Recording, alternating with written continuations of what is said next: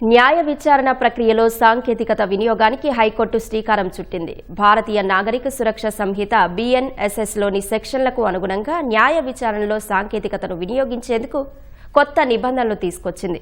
వీటిని ఇటీవల నోటిఫై చేసిన రాష్ట్ర ప్రభుత్వం తాజాగా గెజిట్ ప్రచురించింది. కొత్త నిబంధనలను హైకోర్టు తన వెబ్సైట్లో ఉంచింది. ఇకపై న్యాయస్థానాలు ఎలక్ట్రానిక్ పద్ధతిలో సాక్షులు, నిందితులకు సమన్లు, వారెంట్లు జారీ చేయవచ్చు. మెయిల్, వాట్సాప్, టెలిగ్రామ్ తదితర మెసేజింగ్ అప్లికేషన్ల ద్వారా వాటిని అందజేయవచ్చు.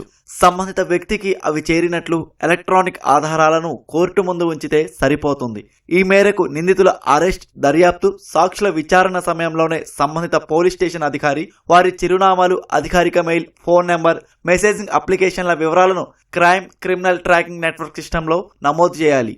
ఇందులో ఉంచిన సమాచారాన్ని కేస్ ఇన్ఫర్మేషన్ సిస్టమ్ CISకి అనుసంధానించాలి. ఈ డేటా ఆధారంగా సంబంధిత కోర్టు, సీల్, న్యాయాధికారి ఈ సంతకంతో ఎలక్ట్రానిక్ పద్ధతిలో సమన్లు, వారెంట్లు జారీ చేస్తారు.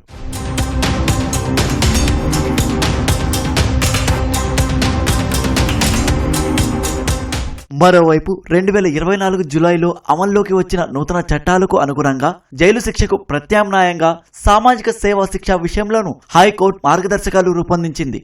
వీటిని ఇటీవల నోటిఫై చేసిన రాష్ట్ర ప్రభుత్వం తాజాగా గెజిట్ ప్రచురించింది. చిన్న తప్పులు, నేరాలు చేసిన వారు ఈ మార్గదర్శకాల ప్రకారం ప్రభుత్వ ఆసుపత్రులు, విద్యా సంస్థలు, గ్రంథాలయాలు, వృద్ధాశ్రమాలు, వసతి గృహాలు తదితర ప్రాంతాల్లో సామాజిక సేవ చేయాల్సి ఉంటుంది. నేర తీవ్రత ఆధారంగా 1 రోజు నుంచి గరిష్టంగా 31 రోజులు సేవా శిక్ష విధించవచ్చు, లేదా 40 గంటల నుంచి 240 గంటల వరకు సేవా శిక్ష అనుభవించాల్సి ఉంటుంది.